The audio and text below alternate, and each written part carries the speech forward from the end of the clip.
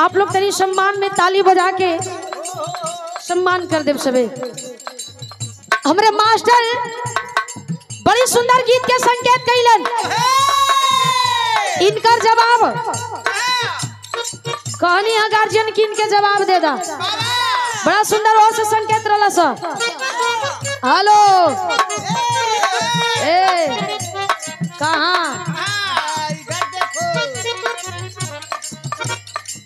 तनी अब हेले ठीक है।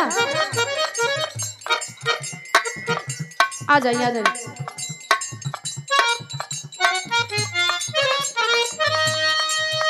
कौन लइका ई नहीं नियन ए तोहरिए नियन लइका जितेंद्र भैया का करे ना तोहरा नियन उनके काहे के कौन लड़की के कहता कि हमें तू पसंद आ गइल बाड़ू, जाल फेंकता आ जाल फेंकता। हाँ हो फसावता पटावता।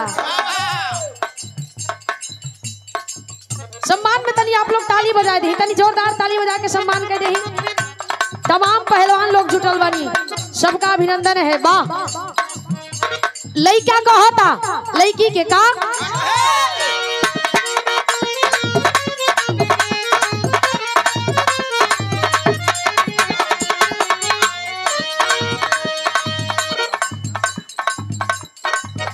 उ लइका कहे हमारा बोलता कहियो बैठ के सटबे की ना सटबे की ना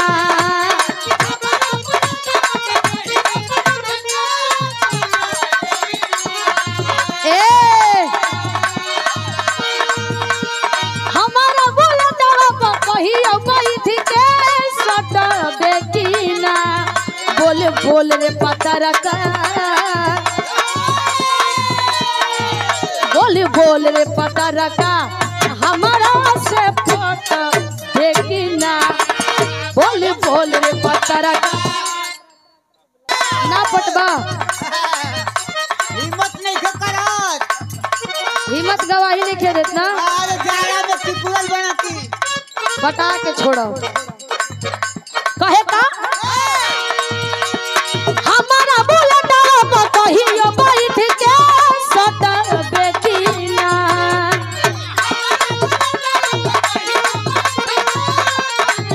ओहो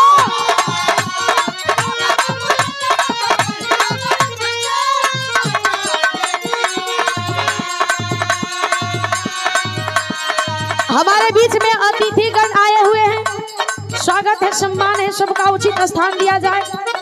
हमारा बोलता कहियो बैठ के सटबे की ना बोल बोल रे पतरका बोल बोल रे चकरका हमारा से पट देखी ना ओहो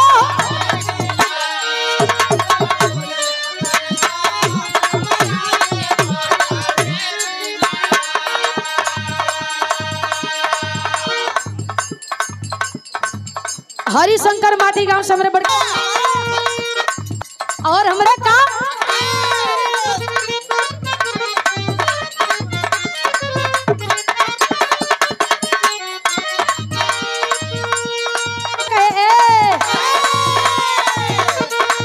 जब ते हंसे ले तबोगी या में फूल झरेला जब ते हंसे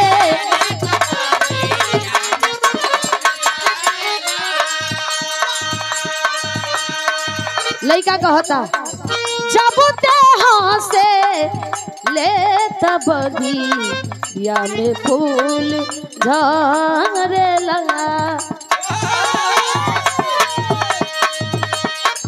दिल के पति या खजे के तो से मान करेला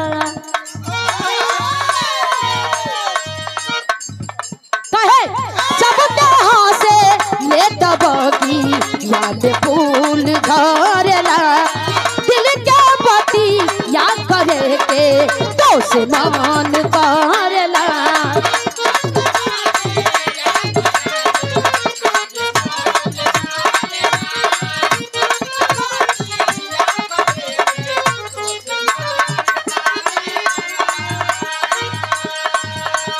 मधुओ से मीठ तोर बोलिया रे कर गलिया से बलिया ठिकलिया रे मधुओ से मीठ तोर बोलिया रे कर गलिया से बलिया ठिकलिया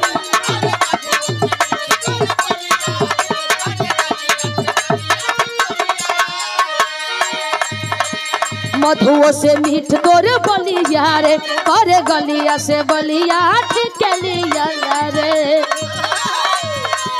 नमवा के हमारा रतनवा तू कही आले रतन बेकीना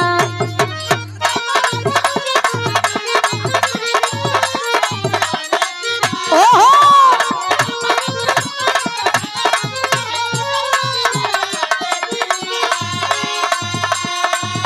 ए सहूलियत से कहतनी नमवा से हमारा रतनवा तू कही आले रतन बेकीना बोल बोल रे पत्रकार बोल बोल रे चक्कर का हमारा